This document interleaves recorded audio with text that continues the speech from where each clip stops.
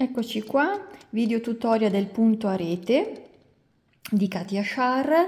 Questo video esce insieme a un altro dove spiego i motivi per cui non faccio i tutorial a volte, in modo tale che rispondo ai tanti messaggi che mi arrivano e che magari in un piccolo messaggio di risposta faccio un po' fatica a spiegare bene, e quindi vi metto in abbinamento, faccio uscire anche l'altro video.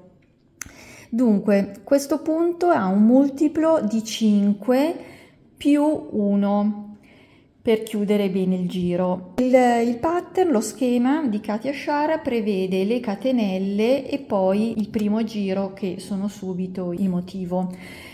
Io però di solito, ma è una comodità mia, faccio un giro di catenelle, ne ho fatte 21 in questo caso, cioè 22, 21 più la catenella per girare, e poi ritorno con le maglie bassissime. Quindi il mio primo giro diciamo che inizia adesso. Voi fate come preferite. Quindi primo giro del motivo, mezza maglia alta. Dunque, dallo schema io non riesco a capire bene, potrebbe essere sia una mezza maglia alta che una maglia alta. Io le ho provate e vengono tutte e due. Faccio una mezza maglia alta io semplicemente perché mi piace di più lavorare la mezza maglia alta anziché la maglia alta, ma vengono entrambi bene. Forse una maglia alta, non lo so perché sono uno schema in russo e non riesco a capire. Quindi faccio una maglia alta, 2 maglie bassissime, 2 catenelle in aria.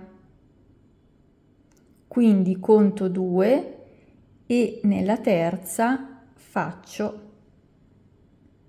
la mia mezza maglia alta. Continuo. 2 maglie bassissime, 2 catenelle in aria,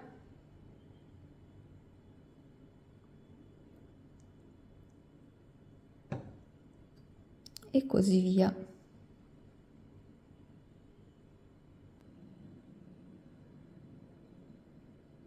Finisco il giro con una mezza maglia alta.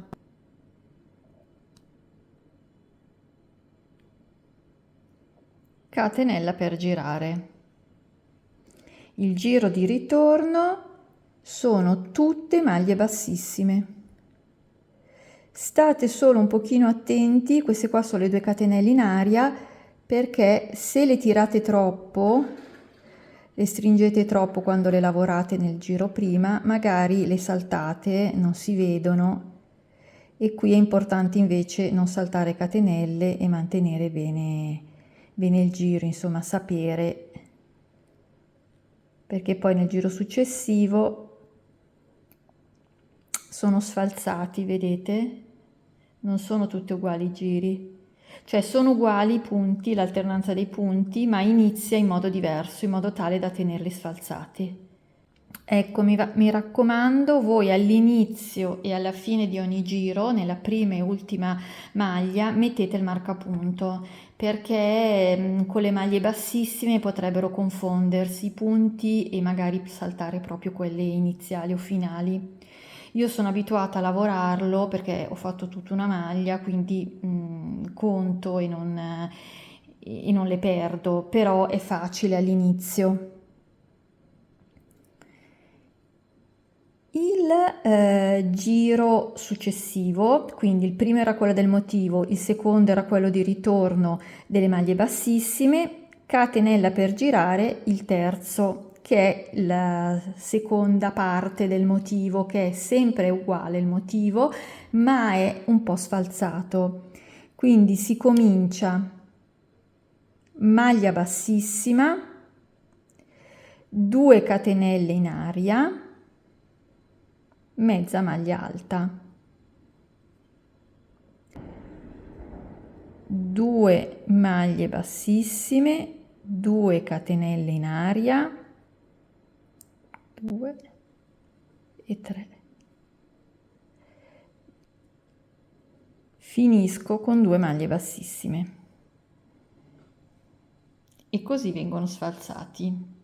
Adesso qua sembra brutto, ma se continuate il punto viene poi più preciso. Torni indietro,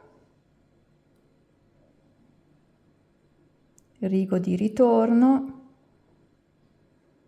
maglie bassissime. Ed ecco qua, si comincia ancora con il motivo, che è sempre la solita alternanza, ma questa volta cominciamo con la maglia con la mezza maglia alta. Quindi mezza maglia alta, 2 catenelle, mezza maglia alta e così via.